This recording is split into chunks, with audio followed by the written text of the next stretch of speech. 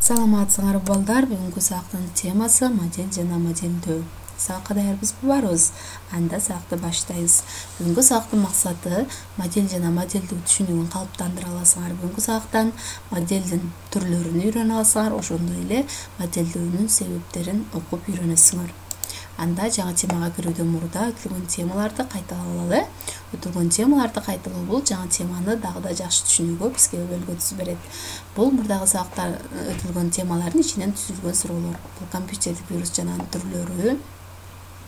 Компьютердик вирус деген эмне, түрлөрү кандай түрлөрү бар? Антивирустук программалар жана алардын функциялары, кандай функцияларды аткарат антивирустук программалар? Архиватордук программалар жана алардын бизге сунган мүмкүнчүлүктөрү, вирустардын таралуу каналдары, кантип таралат компьютердик вирустар жана сервистик программалар жөнүндө да айтып бергиле. Эми ар бир окуучу ошол суроолорго жооп тапканга аракет кылабыз. Анда бүгүнкү сабактын планы модель жөнүндө биринчи түшүнүк алабыз, экинчи модельдөөнүн себептери, үчүнчү модельдин түрлөрү, төртүнчү сабакты бышыктап жыйынтыктайбыз. Жана бул жерде ушул темада колдонулган түйүндүү түшүнүктөр берилди. Бул түйүндүү түшүнүктөргө сабактын жүрүшүндө ар бирине аныктама берип өтөбүз. Анда биринчи план. Модель деген эмне? Модель деген бул латын тилинен модулус деген сөздөн алынган. Бул үлгү, чен, норма дегенди түшүндүрөт. Эми бул кандайдыр бир реалдуу объекттин жөнөкөйлөтүлгөн окшоштугу. Бул модель болушу үчүн сөзсүз оригинал болушу керек. Эми оригиналдар эмнелер болушу мүмкүн? Оригиналдар бул объекттер. Объекттер бул имараттар, самолет, корабль, галактика, адам өзү, жана башка. Жана оригиналдар процесстер болушу мүмкүн. Процесстер бул климаттын өзгөрүшү, экономиканын өсүшү, жана башка. Кубулуштар да болушу мүмкүн оригиналдар. Кубулуштар бул жер титирөө, цунами, күндүн тутулушу, жана башка. Бул объекттер, процесстер, кубулуштар оригиналдар болот. Демек, ошол оригиналдардын моделин түзүүгө мүмкүн. Модель менен оригиналдын ортосунда белгилүү бир окшоштук, аналогия орун алуусу зарыл. Модельдөө деген бул модельдерди түзүүдөн, изилдөөдөн турган таанып билүү методу болуп эсептелинет. Түшүнүктүү болдубу биринчи план?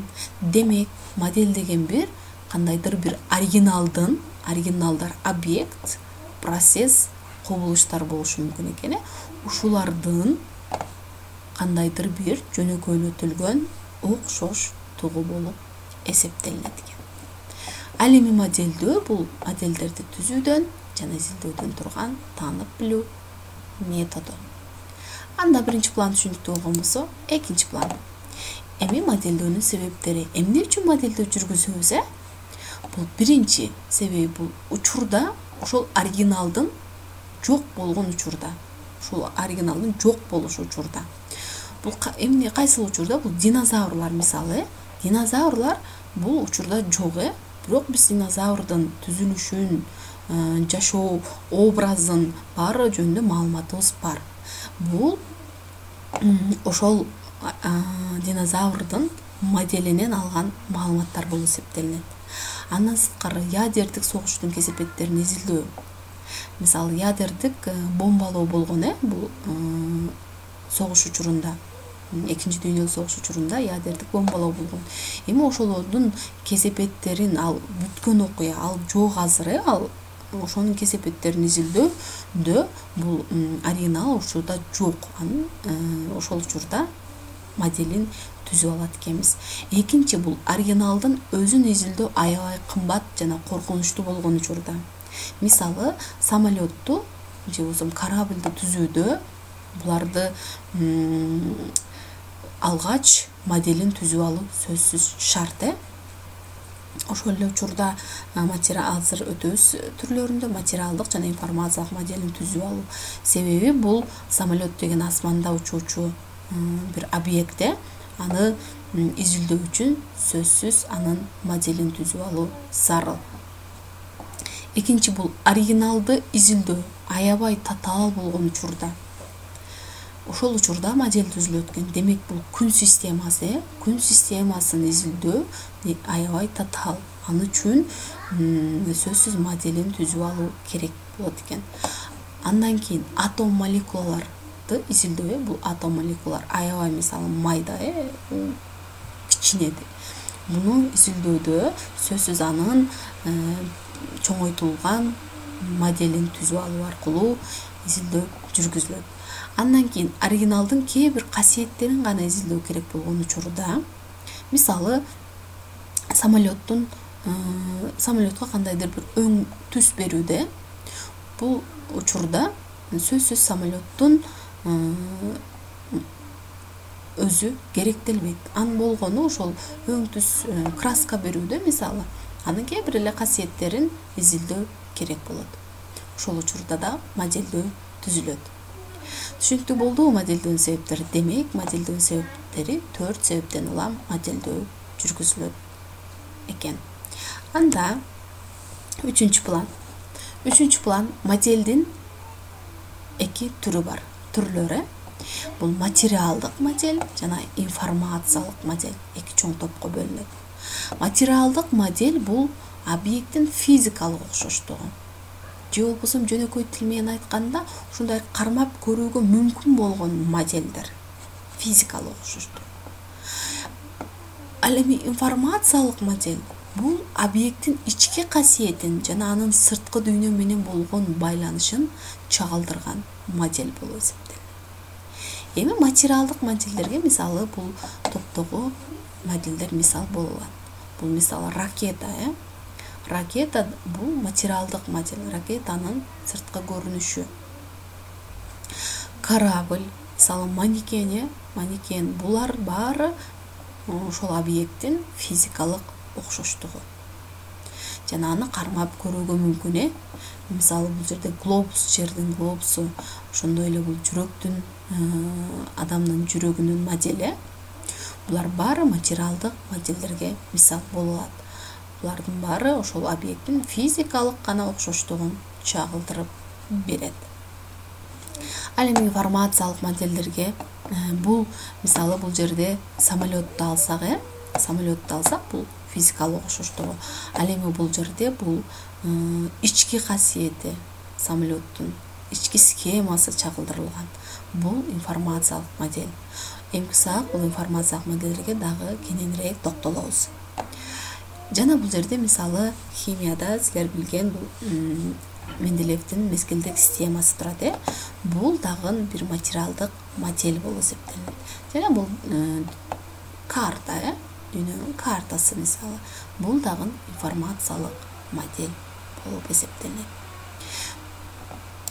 Эми карагыла, бул жерде да материалдык жана информациялык модельди салыштыруу. Мисалы жерди алалы. Жерди изилдеп чыгуу мисалы бир топ кыйынчылыкка мүмкүн эмес деп айтпайлы, бирок аябай татаал, аны үчүн сөзсүз моделин түзүп алуу керектелет. Бул жердин бул жерде өзүнчө бир модель, бул жерде дагы бир модель турат. Бул глобус, бул материалдык модели, жердин материалдык модели. Ал эми карта бул информациялык модели болуп эсептелет. Бул ички касиеттерин дагы бул жерде берген картада. Ал эми бул глобус физикалык жердин тегеректигин чагылдырган бир модель болуп эсептелет. Мисалы үйдү алалы, биздин жашаган үйүбүз. Үйдүн мисалы бул макети, үйдүн макети. Бул материалдык модель. Бул физикалык окшоштугу. Ал эми бул үйдүн схемасы. Бул информациялык модель. Кандай схемада курулушу керек ошол үй. Кайсыл жерде кандай бөлмө болушу керек мисалы. Бул ошол схеманы чагылдырган, ошол үйдүн ички схемасын дейли чагылдырган модель бул информациялык модель. Демек, материалдык модель менен информациялык модельди айырмалай алдыкпы? Азаматсыңар. Анда модельдин түрлөрүн түшүнгөн болсок, сабакты бышыктайбыз. Сабакты бышыктоодо бул жогоруда айтылган маалыматтардын ичинен эле бул жерде 5 суроо түзүлдү. Ар бир окуучу ушул суроолорго жооп бергенге аракет кылалы. Эгерде ушул суроолорго жооп берсек, анда сабакта түшүндүү деген жыйынтык келип чыгат. Модель деген эмне? Модельдөө процесси жана анын себептери, модельдөө деген өзү эмне жана эмне үчүн модельдейт экенбиз? Модельдин түрлөрү кандай топторго бөлүнөт экен? Жана оригиналдар эмнелер боло алышы мүмкүн экен? Модель болуш үчүн сөзсүз оригинал болушу шарт, оригиналдар эмнелер болушу мүмкүн экен? Жана материалдык модель деген эмне экен? Демек ушул суроолорго баарыбыз жооп бергенге аракет кылалы. Жана тапшырма бүгүнкү. Тапшырма бул теманы конспектлеп окуп түшүнөсүңөр. Жана материалдык модель жасоо. Каалагандай бир материалдык модель жасагыла. Ошондой эле информация, ошол эле модельдин, ошол материалдык моделин түзгөн оригиналдын информациялык моделин да түзүүгө аракет кылгыла. Ошондой эле интернеттен кошумча маалыматтарды карап көргүлө. Модельдер жөнүндө аябай көп маалыматтарды таба алсаңар болот интернеттен. Анда сабак жана тапшырма түшүнүктүү болгон болсо, балдар саламатта калгыла.